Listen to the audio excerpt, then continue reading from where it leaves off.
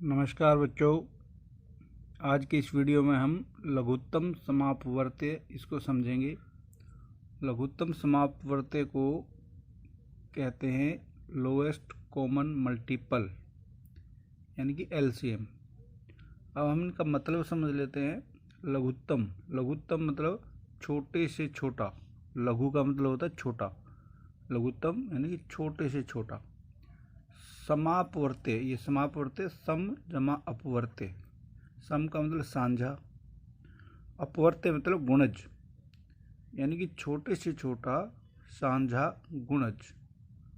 तो इंग्लिश का मतलब यही है। तो लोएस्ट मतलब छोटे से छोटा, कॉमन मतलब साझा, मल्टीपल मतलब गुणज, यानी कि वह छोटी से छोटी संख्या जो दी गई संख्याओं से पूरी तरह भाग हो जाए, लघुत्तम समापवर्त्य यानी कि एलसीएम कहलाते हैं। इसको समझ लेते हैं। जैसे 8 और 12 का लघुत्तम समापवर्त्य बताओ। अब 8 के गुणज, यानी कि 8 का पहाड़ा चला दो। 8 का पहला गुणज 8 ही होगा। 8 एकम 8, फिर 8 दूनी 16, 8 तिये 24। अगला गुणज कौन सा होगा? शाबाश, 32। इससे अगला 40, इससे अगला 48। तो इस तरह गुणज चलते रहेंगे। 12 के गुणज देख लेते हैं। 12 का पहला गुणज 12 ही होगा। फिर अगला गुणज होगा 24, 12 दूनी 24 होता है। इससे अगला गुणज आप बताओ। हाँ, 36 होगा। 12 तिये 36, और इससे आगे 12 चुके 48, फिर 12 पंजे 60। इस तरह ये भी आगे चलते रहेंगे। अब हमने इनमें देखना है कि सांझे गुणज कौन से हैं। अब 8 इधर है लेकिन इधर नहीं है, 12 इधर है लेकिन इधर नहीं है, 16 इधर है तो इधर नहीं है, ये 24। ये आप ध्यान से देखो, ये इधर भी है और इधर भी। तो और देख लेते हैं। 32 इधर नहीं है, 36 उधर नहीं है, 40 इधर नहीं है, 48 हाँ, हम देखते हैं कि 48 इधर भी है और इधर भी। तो इसका मतलब 24 और 48 और भी हो सकते हैं। अगर हम इनको आगे ढूंढें तो और भी मिल जाएंगे हमें, लेकिन इनमें हमने देखना है छोटे से छोटा। कौन सा? छोटे से छोटा। तो 24 और 48 में छोटा कौन सा है? 24। तो यही हो गया प्यारे बच्चों हमारा लघुत्तम समापवर्त्य, यानी कि 24। ये इन दो संख्याओं का ये उत्तर आपने निकाला। एक होमवर्क है आपके लिए, आपने खुद करके देखना है। 12 और 15 का लघुत्तम समापवर्त्य निकालो। ये इसी विधि से आपने निकालना है। हम एक और सवाल करके देख लेते हैं। 6 और 10 का लघुत्तम निकालना है। तो 6 का ए दूनी 12, 6 तिये 18, 6 चुके 24, 6 पंजे 30। इस तरह ये आगे गुणज चलते रहते हैं। अब 10 का गुणज क्या होगा?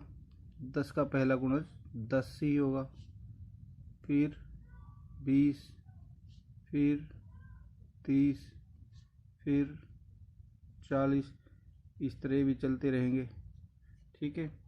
तो इनमें आपको कोई साझा और कॉमन गुणज मिल रहा है? तो जो सबसे पहले मिल जाए वो हमारा सबसे छोटा ही होगा। जैसे हमें 24 मिल गया था, तो उससे पहले कोई है नहीं, तो ये सबसे छोटा साझा यही है। तो यहाँ हम देखते हैं कि 10 इधर नहीं है, 20 भी नहीं ऊपर, 30 30 दोनों तरफ है ना। तो यानी कि यही हमारा क्या हो गया? लघुत्तम समापवर्त्य। शॉर्टकट में इसको हम ऐसे लिख देते हैं। तो ये कितना हो गया? 30, और यही हमारा उत्तर है ना। आसान लघुत्तम निकालना। अब भाग विधि से लघुत्तम समापवर्तक ज्ञात करते हैं। लघुत्तम समापवर्तक केवल दो ही संख्याओं का नहीं होता, ये 3 संख्याएं, 4 संख्याएं, 5 संख्याएं भी एक साथ आ सकती हैं। तो जैसे 16, 24 और 36 का लघुत्तम समापवर्तक निकालना है। तो इसको जल्दी से निकालने के भाग विधि का इस्तेमाल करते हैं। इसमें हम क्या करते हैं, 16 फिर कोमा 24 कोमा 36 ऐसे लिख लिया। इसकी जगह कई बार डैश भी लगा लेते कुछ लोग। फिर एक लाइन इनके साथ सीधी लगा दी और एक लाइन इधर से ऐसे। तो ये 2 से हम इनको भाग देना शुरू करते हैं। 2 से देखो सब कट रहे हैं, तो 2 से शुरू करते हैं। अब ये 2 का पहाड़ा 16 तक गिनो, 2 अठे 16 होगा, 2 अठे 16, फिर कोमा। अब ये 24 को 24 2 से भाग दे दो, 2 एकम 2, 2 दूनी 4। आप इसको अलग से भी करके देख लेते हैं, देख सकते हैं। अगर आपको कोई प्रैक्टिस नहीं है अभी तो शुरू में अलग से करके देख लो। 2 एकम 2, अब उतारा 4, 2 दूनी 4, 12 आ गया। तो बाद में आपको प्रैक्टिस हो जाएगी, आप डायरेक्ट ही कर लोगे। तो ऐसे ही 36 को हम कर सकते हैं। 2 एकम 2, 2 अठे 16। तो आपकी प्रैक्टिस अच्छी होनी चाहिए, तभी नवोदय में सिलेक्शन होगा आपका। कोई आसान सवाल नहीं आएंगे उसमें। अब फिर से ये 2 जब तक भाग होता रहे 2 से करते रहेंगे। 2 चुके 8, 2 चुके 12, 2 में 18। अभी ये तो 2 पे जा रहे हैं लेकिन ये नहीं जा रहा है, कोई बात नहीं, घबराना नहीं। जब तक 2 से होता रहे करते रहेंगे हम। 2 दूनी 4, 2 तिये 6। अब ये 9 2 से भाग हो नहीं रहा है, तो हम इसको ऐसे कैसे छोड़ देते हैं, 9 का 9 छोड़ देते हैं। ठीक है। अब 3 से ये भी कट रहा है तो ये भी कट रहा है, तो हम 3 से करते हैं। 2 को ऐसे कैसे छोड़ दो, 3 एकम 3, 3 तिया 9। तो इस प्रक्रिया को जब तक जारी रखेंगे जब तक सब नीचे एक एक ना आ जाए। तो यहाँ 2 को ले लेते हैं हम, 2 एकम 2, 1 तो ऐसे रहेगा, 3 को भी ऐसे छोड़ देते हैं। तो समय बचाने के लिए ऐसे भी छोड़ देते हैं, लेकिन अभी समझाने के लिए आपको बता रहा हूँ। 3 एकम 3, अब नीचे 1 1 आ गया। तो फिर ये जो साइड वाले हैं इन सब को आप गुणा कर लो।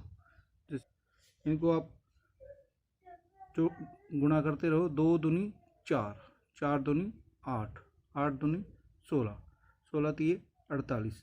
तभी कहते हैं पहाड़े आपके मजबूत होने चाहिए, तो आपका समय बचेगा। 16 तिये 48। अब 48 को आगे 3 से गुणा करके देख लो जल्दी से, तो आपके गुणा भाग सब अच्छे होने चाहिए।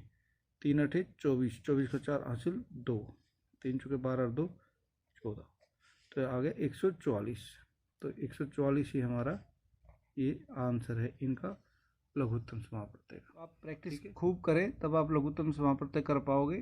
तो एक प्रैक्टिस के लिए मैं यहाँ दे रहा हूँ, 15, 18 और 27 का लघुत्तम समापवर्तय ज्ञात करो।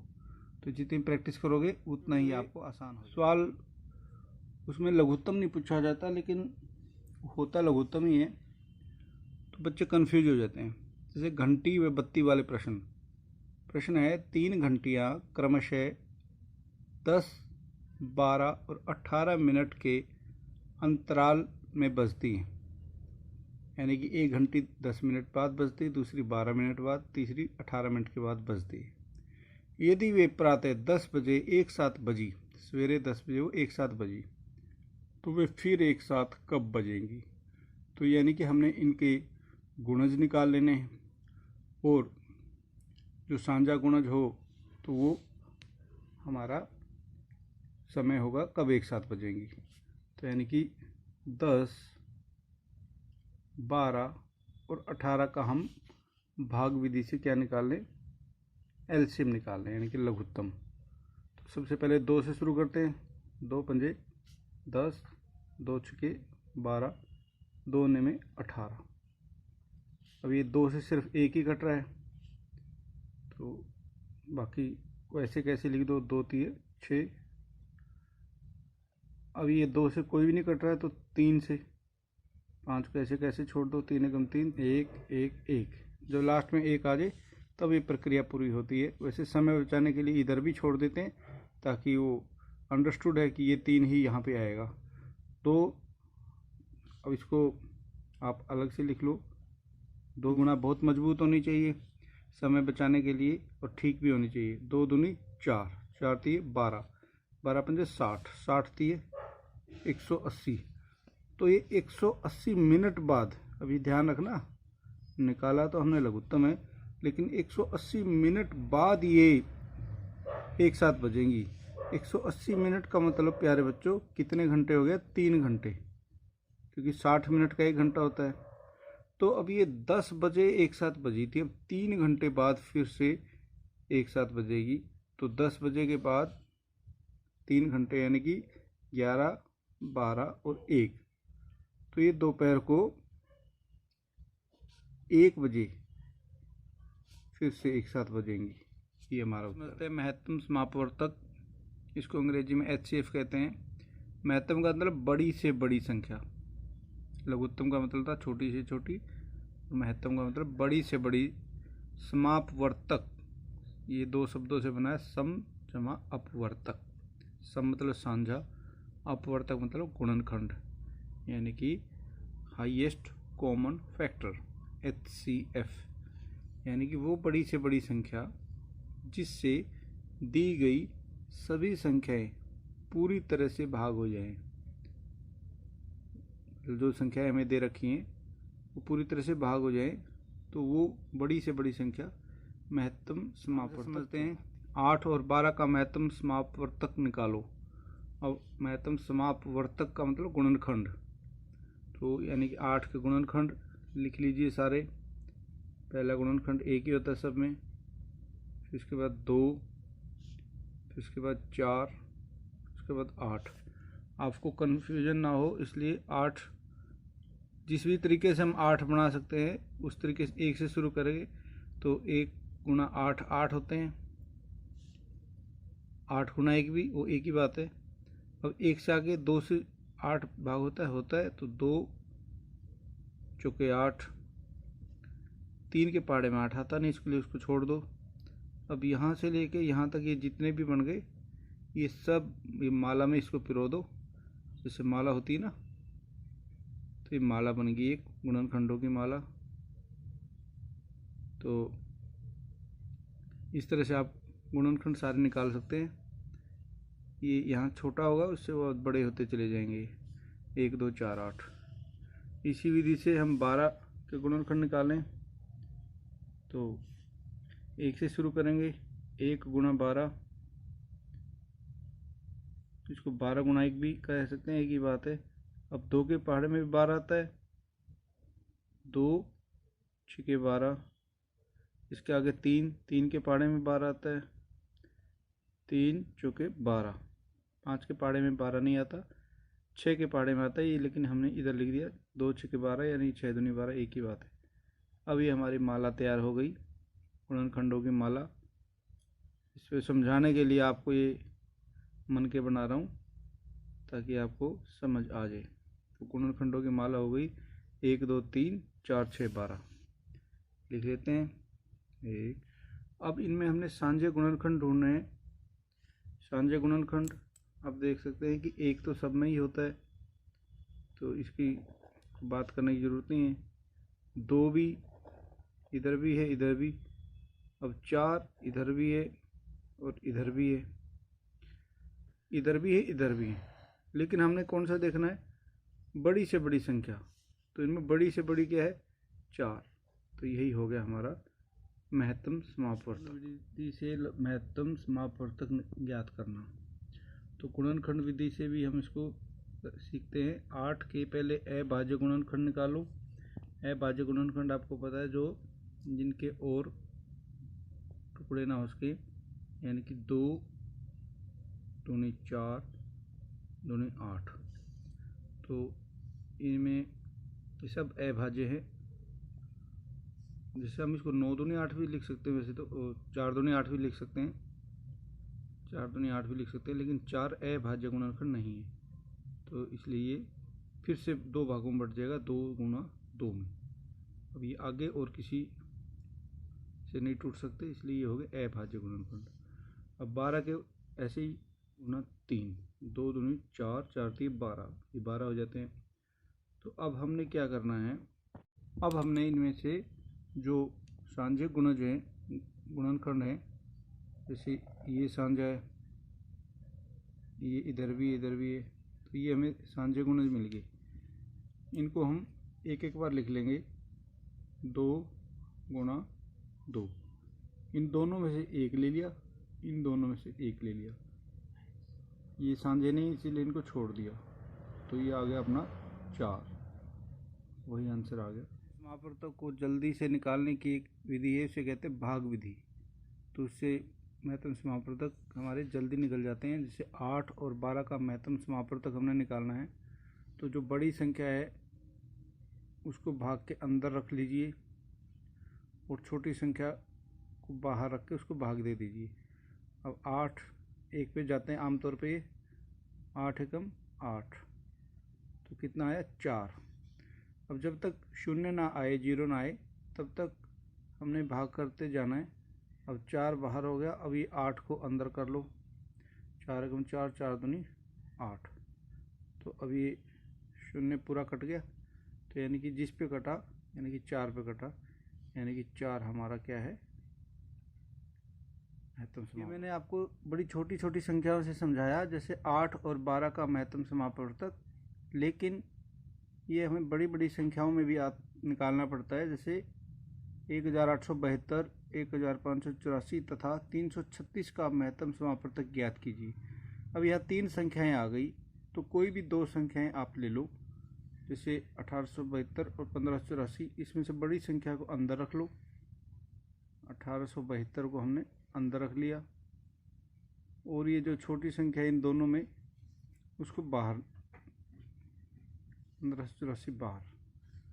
तो इन दोनों से जो हमें मिलेगा उसको इससे भाग करके देख लेंगे, पूरा कट जाएगा तो वो हमारा उत्तर हो जाएगा।